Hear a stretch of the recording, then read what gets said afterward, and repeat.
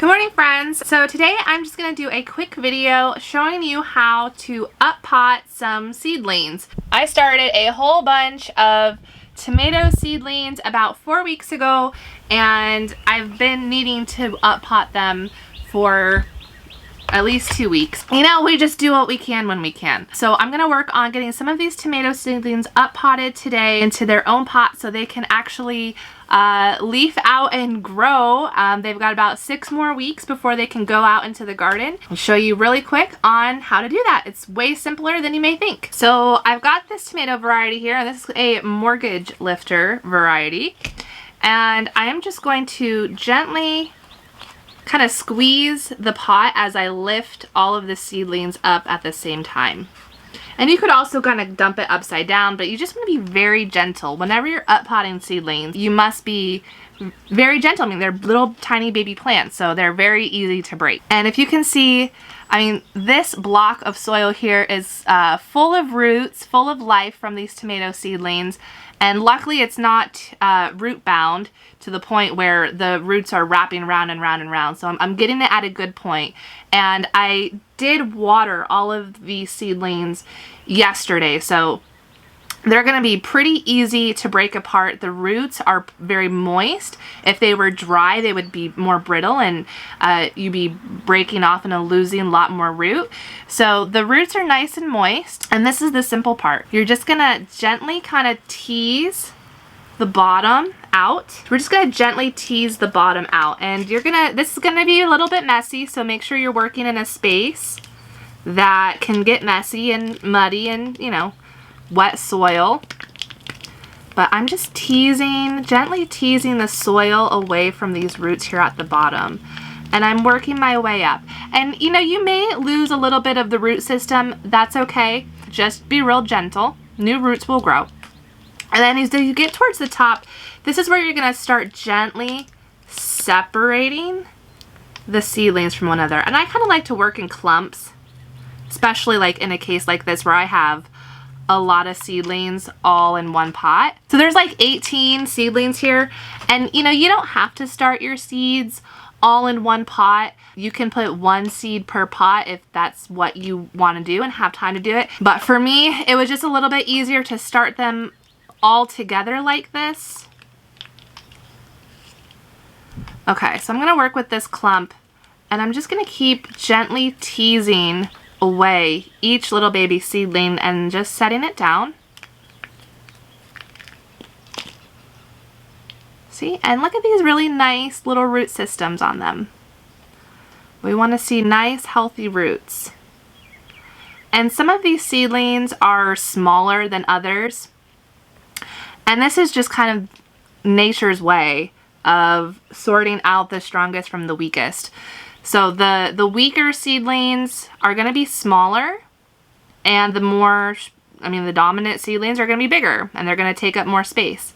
But they all can be planted. It really, once they're in their own pot and have their own space to grow, a lot of those little seedlings are just going to be just fine. They're going to take off, they're going to grow well, and you can plant them. I know some people like to snip seedlings off instead of separating like this. You may just kind of snip off the ones you don't want, and that's an option. But for me, I like to have as many plants as possible. So I'm gonna separate my seedlings. This is a big seedling, and this has a big root system compared to this smaller seedling with a skinnier root system. Plants want to grow, so if you give them the conditions to grow, they're gonna grow. When they're not competing with all of their friends here, they're gonna grow. So as you can see, I'm just still gently working each one away. And this is a slow process, so don't, you know, if you have a lot of seedlings that are like this, bound together, you just want to remember, let's just be slow, gentle, and, you know, as you kind of work through these clumps, just keep teasing away the soil, and it helps separate them a little bit more. And I'm getting a lot here.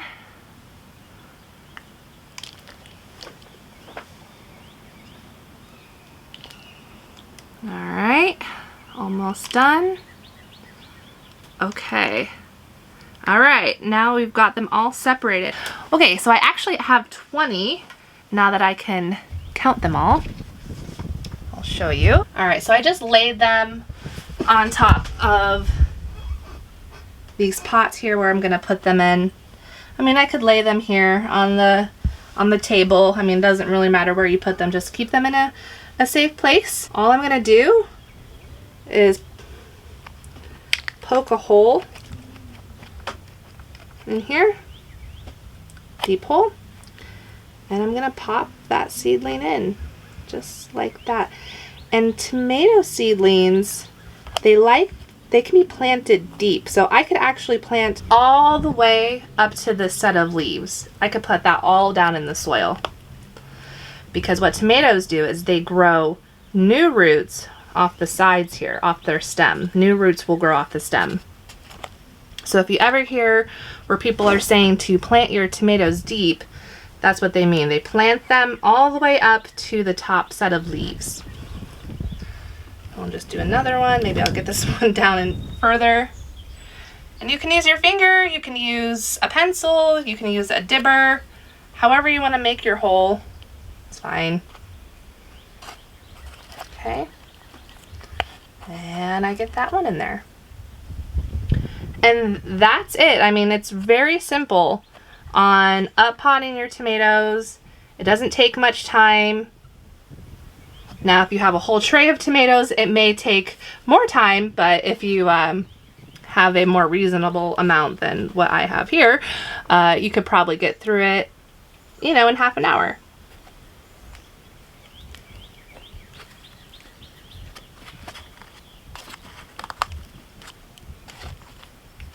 And I'm even doing this with one hand as I hold my camera. So if you only have one hand, you can up-pot some tomatoes as well. So I'm gonna keep working through this tray and put on some music for you guys, and you know, I'll just show in real time how long it takes to finish up the remaining 17 tomato seedlings.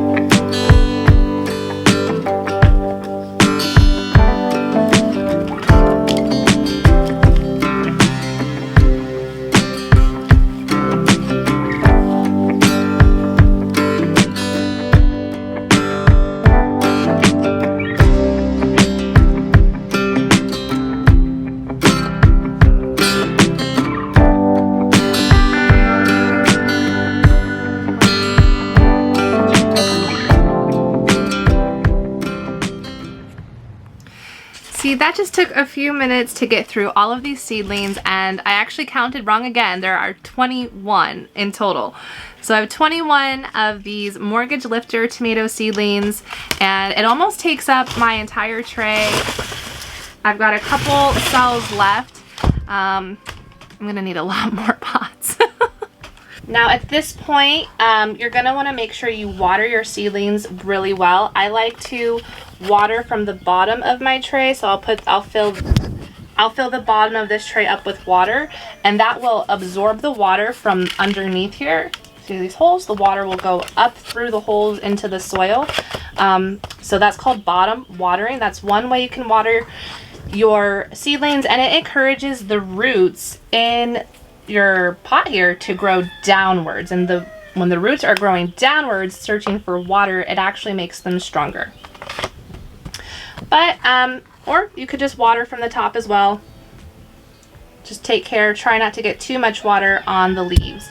And everything in here, it does look kind of puny right now because I just kind of disrupted them from their nice pot with moist soil, and they were nice and happy, and I just pulled them all apart and moved them. So they're in a little bit of shock, but I'm going to water them really nicely, and by tomorrow these will all perk up and be happy to have their own space to live in. So the last piece of advice I just want to mention is when you are up potting seedlings, and if you have multiple varieties of plants going at the same time, you're going to want to make sure you add a tag of some sort to the pot that they're growing in. Now if you have an entire tray of the same variety of something, like if this entire tray was all filled up with mortgage lifter tomatoes, then I could probably get away with just one tag knowing this covers the entire tray. But if you have situations where you're going to be mixing different varieties of plants in one tray or in one potting area, then you're gonna want to label them. And in most cases, you'll probably want to label almost every pot. So if I had this entire tray, and if I had 4 pots that had mortgage lifter, and 4 pots that had indigo apple tomato, and 4 pots that had some kind of banana pepper, I'm gonna probably mark each pot, because you can tell yourself that you're gonna remember what something is, but in my experience I always forget. And when you have different tomato varieties growing all together, they all look the same. You don't know what kind of tomato you're getting until you get an actual fruit off the plant. So mark your pots, and you don't have to use these kind of plastic markers. You can write on the side of your cup with a permanent marker, or I've even put tape on the side of pots and then wrote on the tape, so that way I could remove the tape in the future and not leave it written on. You can use popsicle sticks.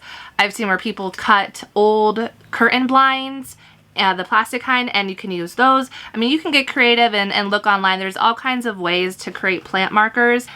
Plastic spoons and writing on those. I've done that. I've cut up in the past like yogurt and sour cream containers and have written on those. So I know it can get kind of pricey buying like the specific plant tags, and if you're growing a lot like I am, you know, that's going to add up pretty quickly, giving each plant their own tag. If it's important to you to keep your plants separated and know which is which, then you're going to want to put a marker in them of some sort. And especially if you want to give any away to people or sell any, you want to tell people what they're getting. People want to know what kind of tomatoes they're buying from you or you're gifting them, so they can know what to expect. So I promise you, you will probably not remember every single kind of plant you're growing, every single variety, just by looking at it if you're growing many. Now, if you're growing only one variety of something, you'll probably be fine, but otherwise, please make sure to tag them with something. So I hope this was a encouragement for you to know that you can up pot your seedlings. You can start seeds, you can grow plants, you can up pot them into their own cells. You don't have to be afraid to work the roots of a plant. They usually will bounce back, okay? Just be careful, you know, treat them with love and tender kindness, and you will have some beautiful plants in no time. So I hope you enjoyed this video. My name is Alexa, and I will be back to share more gardening tips with you. Have a wonderful day and do something you love. Thanks so much for watching. Bye.